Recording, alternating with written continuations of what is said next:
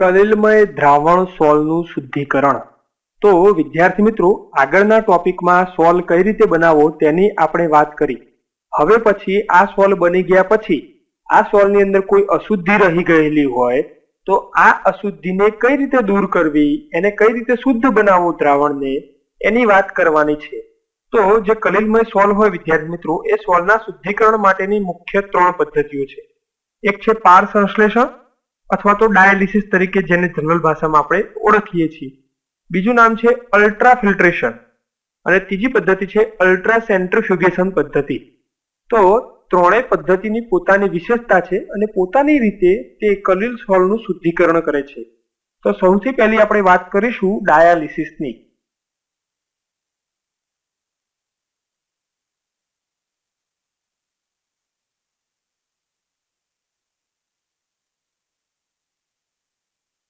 તો વિદ્યાર્થી મિત્રો, ડાયાલિસિસ તો આની અંદર તમે અર્ધપારગમ્ય પડદા વિશે વાત સાંભળી હશે। તો અર્ધપારગમ્ય પડદો એટલે એવો પડદો કે જે અમુક ચોક્કસ પ્રકારના કણોને પોતાની અંદરથી પસાર થવા દે પરંતુ બીજા કણોને પસાર થવા ના દે, તો આ પ્રકારના પડદાને અર્ધપારગમ્ય પડદા તરીકે ઓળખવામાં આવે છે। જેમ કે parchment paper, butter paper, cellophane પડદા વગેરે વગેરે વગેરે। તો આ જે બધા પડદા હોય છે તે નાના કદના જે કણો હોય એટલે કે દ્રાવણ હોય, સાચું દ્રાવણ તરીકે જેને ઓળખીએ છીએ કે જેના કણોની સાઈઝ 1 નેનોમીટર કરતા ઓછી હોય તેવા કણોને પોતાની અંદરથી પસાર થવા દે છે, પરંતુ કલિલ કણોને પોતાની અંદરથી પસાર થવા દેતા નથી। તો આ પ્રકારનું જે વિદ્યાર્થી મિત્રો પડદો હોય એ પડદાની અંદર જે કલિલ કણો હોય અથવા તો કલિલ દ્રાવણ હોય એ કલિલ દ્રાવણ ભરવામાં આવે છે। આ કલિલ દ્રાવણ ભરી દીધા પછી તેને વિદ્યુત વિભાજ્ય દ્રાવણ ભરી દીધા પછી તેને બીજું કોઈ નિશ્ચંદિત પાણી હોય એ પાણીની અંદર ડુબાડી દેવામાં આવે છે। આમ કરીએ ત્યારે તેની અંદરથી કણો ઓટોમેટિક બધા જે નાના કણો હોય એ બધા કણો પાણી તરફ બહાર નીકળે છે। તો વિદ્યાર્થી મિત્રો, સેમેસ્ટર 3 ની અંદર તમે પદ્ધતિ ભણ્યા હતા, એની અંદર બીજા ચેપ્ટરની અંદર દ્રાવણની અંદર તમને ભણવામાં આવતું હતું કે જ્યારે આપણે અર્ધપારગમ્ય પડદાની મદદથી બે દ્રાવણને અલગ કરીએ ત્યારે દ્રાવકના અણુઓ એ દ્રાવણ તરફ ગતિ કરે છે। એવી જ રીતે અહીં પણ અર્ધપારગમ્ય પડદાની અંદર જે દ્રાવણના અણુઓ છે એની અંદરથી અમુક જે અશુદ્ધિઓ હોય છે એ દ્રાવકના અણુઓ તરફ ગતિ કરે છે। એના કારણે અશુદ્ધિઓ બધી બહાર નીકળતી જાય છે। આ પદ્ધતિની વધારે સમજણ માટે આપણે આકૃતિ જોઈએ તો આકૃતિ નીચે પ્રમાણેની જોવા મળે છે। તો તમારી સામે મેં એક ડાયાગ્રામ બનાવેલો છે વિદ્યાર્થી મિત્રો।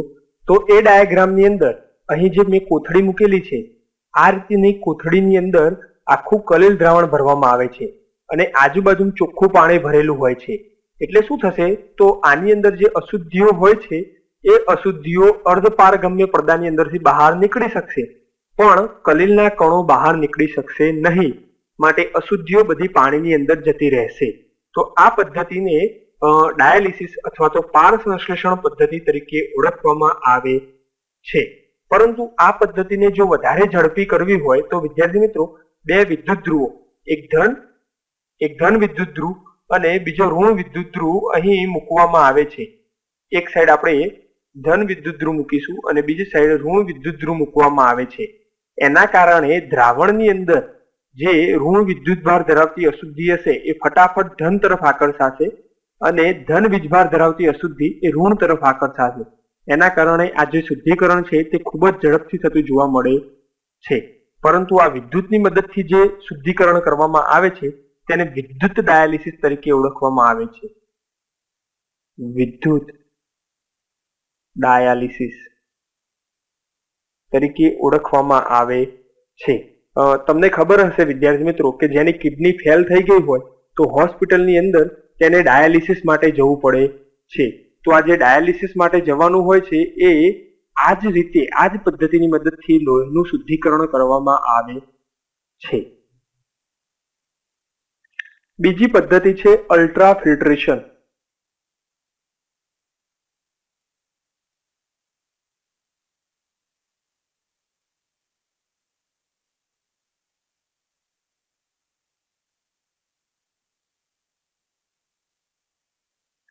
તો વિદ્યાર્થી મિત્રો અલ્ટ્રા ફિલ્ટ્રેશન, પાછા શબ્દ છે ફિલ્ટ્રેશન. ફિલ્ટર એટલે કે ગાળવું અને આગળ છે અલ્ટ્રા. તો વિશિષ્ટ પ્રકારના ફિલ્ટર પેપરની મદદથી વિદ્યાર્થી મિત્રો જે આપણે કલીલ સોલ બનાવ્યો હોય એ કલીલ સોલને ગાળવામાં આવે છે.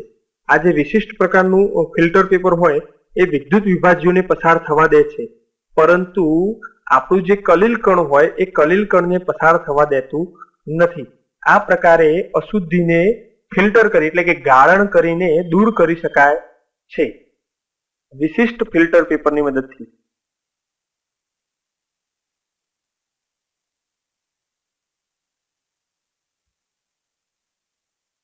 ગાળણ કરવામાં આવે છે.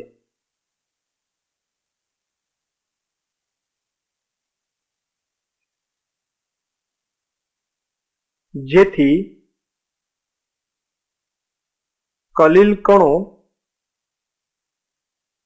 શુદ્ધ મેળવી શકાય છે. આ થઈ ગયું અલ્ટ્રા ફિલ્ટ્રેશન. અહીં વિદ્યાર્થી મિત્રો જે ફિલ્ટર પેપર હોય છે એ ફિલ્ટર પેપર કલીલ કણોનું સંકોચન કરી અને વિશિષ્ટ પ્રકારે મેળવવામાં આવે છે. એના પછી ત્રીજી પદ્ધતિ છે અલ્ટ્રા સેન્ટ્રીફ્યુગેશન. તો ત્રીજી અને છેલ્લી શુદ્ધિકરણ માટેની પદ્ધતિ છે વિદ્યાર્થી મિત્રો અલ્ટ્રા સેન્ટ્રીફ્યુગેશન. Ultra centrifugation.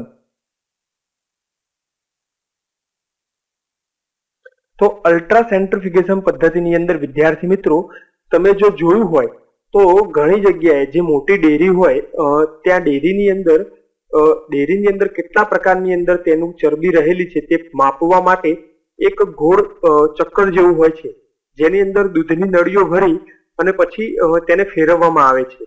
તો આવું જ કંઈક અલ્ટ્રા સેન્ટ્રીફ્યુગેશન પદ્ધતિની અંદર છે. આ પદ્ધતિની અંદર જે કલીલ કણ હોય, અશુદ્ધ કલીલ કણો, અશુદ્ધ કલીલ દ્રાવણ, એ દ્રાવણને એક નળીની અંદર ભરવામાં આવે છે અને નળીની અંદર ભરી અને પછી એક જે ચક્કર હોય ગોળ એની અંદર એને મૂકી દેવામાં આવે છે. એ ચક્કરને ગોળ ગોળ ફેરવતા તેની અંદર રહેલા જે કલીલ કણો હોય એ કલીલ કણો નળીના તળિયે બેસી જાય છે અને ઉપરની બાજુ જે અશુદ્ધ દ્રાવણ હોય એ અશુદ્ધ દ્રાવણ આવી જાય છે. આમ નળીના નીચેના ભાગે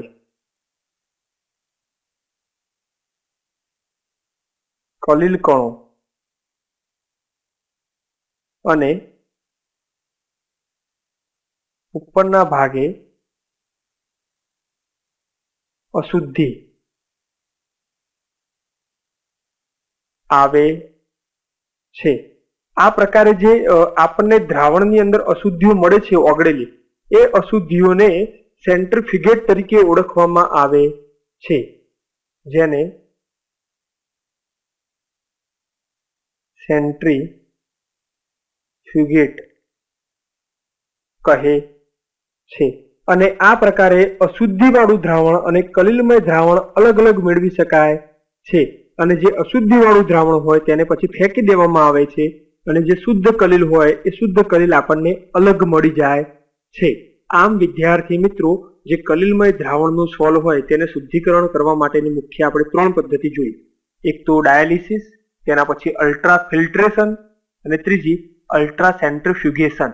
આ પદ્ધતિની મદદથી કલીલ સોલનું શુદ્ધિકરણ કરી શકાય છે.